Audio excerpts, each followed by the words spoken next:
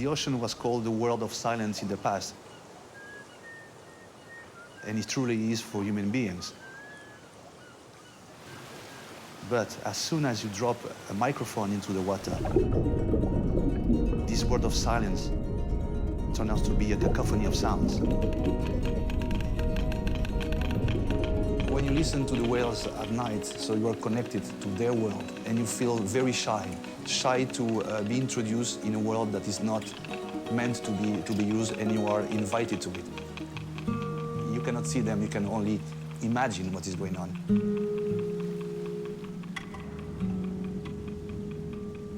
So the first time I saw that whale, it was a sperm whale that collided with a fast ferry, and this led to its death. At that time, we were thinking that noise was absorbed by the ocean. We never thought that this could be something that could kill. These animals were exposed to noise from the shipping activity, and this has diminished the sensitivity of these animals to listen to these ships and their capability to avoid these collisions.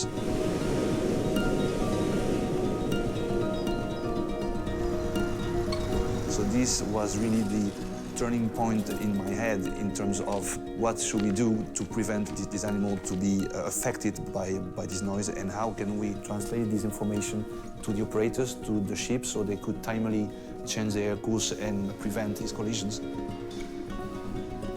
When we listen to sound, this forms an image into our brain. The human brain is very good at discriminating sound, at learning the different signals, the components. The goal that we had is to try to find a way to match this brain capability, to put it into a computer and to see it on the screen.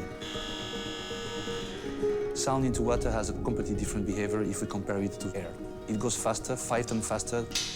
Any sound can be heard much faster and much further away. So we had to find out how to find some parameters within the sound that no matter where we would record it, at the surface or at the great depths, we will still know that these sounds belong to a certain source, with an algorithm fast enough to be operating in real time. Then we had to combine the different information from different sources. The system that we created allows the visualization of the sound through the display of the spectrogram.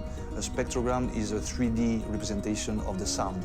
You have the time, you have the frequencies, and then the intensity of the colors that are used inform you on the intensity of the sound. So these are these 3 steps that we use.